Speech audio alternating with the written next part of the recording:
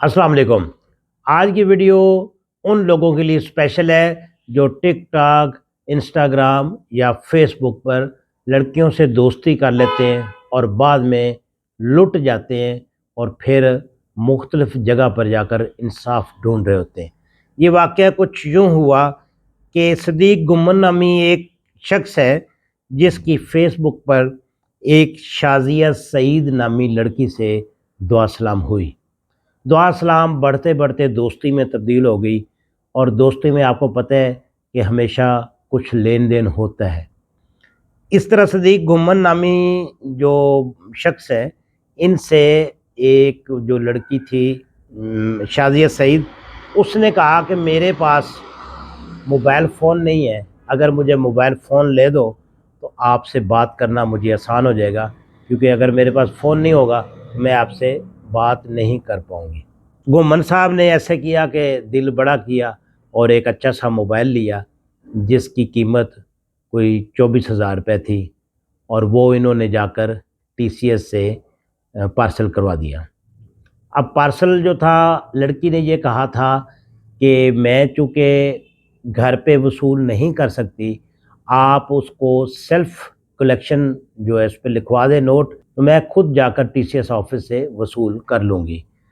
तो सदीक गुम्मन साहब ने ऐसा ही किया, उन्होंने ऊपर नोट लिखवा दिया कि ये सेल्फ़ कलेक्शन है, बंदा खुद आकर ले जाएगा। खैर वो जब फ़ोन पहुंच गया, टीसीएस वालों ने कॉल की, तो वहाँ से एक लड़का आया और वो फ़ोन जो था वो वसूल करके ले गया। उसके बाद जो गुम्मन साहब थे उनका नंबर ब्लॉक हो गया और उस पे राब्ता जो था वो नामुमकिन हो गया। उन्होंने बड़ी कोशिश की कि शाज़िया से बात हो, लेकिन उनकी बात नहीं हो पाई। उन्होंने ऐसे किया कि उसका एक ज़हन बनाया कि उसको ट्रेस किया जाए कि फ़ोन लेकर कौन गया है। खैर वो करते कराते टीसीएस ऑफ़िस पहुंच गए। उन्होंने कहा कि ये मैंने फ़ोन भेजा था, वो जो शाज़िया लड़की थी, ज़ाहिर है उसका मैंने एड्रेस भी दिया था, तो उसका मुझे बताया कि ये कौन वसूल करके ले गया है, शाज़िया लेकर गई या कोई और लेकर गया है।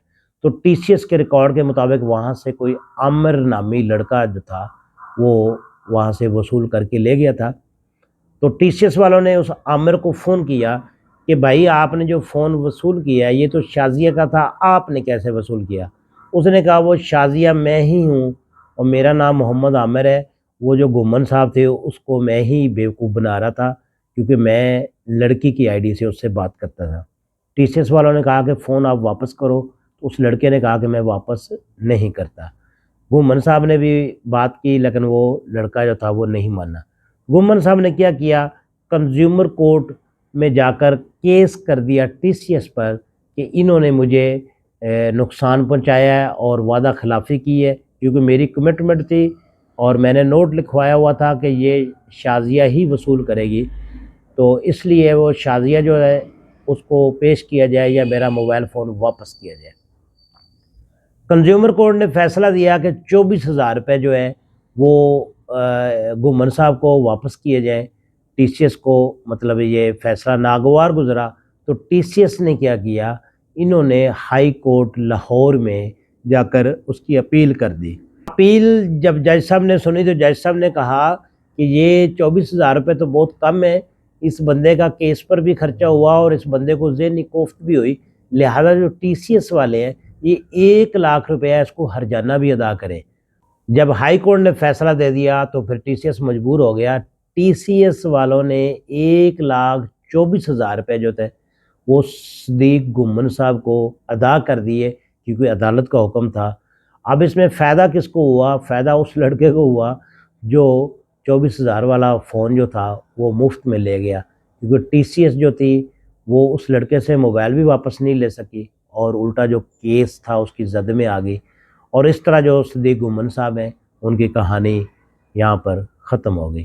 तो आप लोग भी एहतियात क्या करें कि सोशल मीडिया पे बहुत ज़्यादा लोग जो हैं वो फेक इस तरह की आईडी बनाकर लोगों को ब्लैकमेल भी करते हैं। ये तो खैर छोटा सा मामला था, लेकिन लोग बड़े बड़े मामलात में फंस जाते हैं, यहाँ तक कि कत्ल तक बात आ जाती है।